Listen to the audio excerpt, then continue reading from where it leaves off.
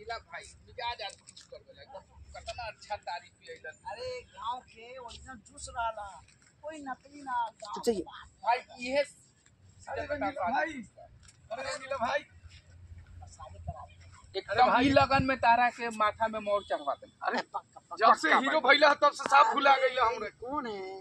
अरे के ह अरे यार ना चिन्हता। अरे तो बिकनवा हटे अरे हगना अगना ह ई साला तो स्कूलवा में बराबर बाथरूम में रहे। अभी अरे का भाई कैसन बात करत रे तू? या हो गलो। अरे कहां भइल बा? हम तो तोहरे चल देखनी है तो दौड़ा लाइन है कि तू हमरा ला विशेष अच्छा तो हमर बियाह भइल हमें तार तो तो मुंबई में बढ़िया बढ़िया माल मिलत हुई, वहां बढ़िया बढ़िया लड़की सब। माल तो मिलते वाले के माल खाए के सजा जाना तरे जेलो जाएगा। ये हगना के बियाह भइल बा 1 महीना होता।